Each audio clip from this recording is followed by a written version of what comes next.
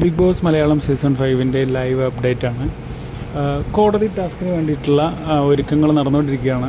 നമ്മുടെ രണ്ട് വക്കീലന്മാരും ചേർന്ന് ഏതൊക്കെയാണ് കേസുകൾ ഫയൽ ചെയ്യേണ്ടത് എന്നുള്ളത് പരിശോധിച്ചുകൊണ്ടിരിക്കുന്നതിനിടയ്ക്കാണ് ഈ വക്കീലന്മാരെ പോലും ലജ്ജിപ്പിക്കുന്ന രീതിയിലുള്ള ഒരു കേസ് അവരുടെ മുന്നിൽപ്പെട്ടത്. എന്താണ് സംഭവം എന്നുള്ളത് നിങ്ങൾക്ക് മനസ്സിലായിട്ടുണ്ടാവും. ഇന്നലെ തന്നെ ഒരു കോമഡിയായിട്ട് അങ്ങനെ പുറത്ത് വന്നിട്ടുള്ളതാണ്. അതായത് ബിഗ് ബോസിനെതിരായിട്ടുള്ള റിനോഷിൻ്റെ ഒരു പരാതിയാണ്. ബിസ്ക്കറ്റ് കിട്ടുന്നില്ല എന്ന് പറഞ്ഞുകൊണ്ടുള്ള ബിഗ് ബോസിനെതിരായി ഫയൽ ചെയ്യാൻ വേണ്ടിയിട്ട് കൊടുത്തിട്ടുള്ള ഒരു പെറ്റീഷൻ. അതിനെ നമ്മുടെ രണ്ട് വക്കീലന്മാരും അതിൻ്റെ തികഞ്ഞ അവജ്ഞയോടെ അതിനെ തള്ളി മാറ്റി വെച്ചിരിക്കുകയാണ്. അത് ഫയൽ ചെയ്യണ്ട എന്നുള്ളൊരു തീരുമാനത്തിലെത്തിയിരിക്കുകയാണ് നമ്മുടെ രണ്ട് വക്കീലന്മാരും.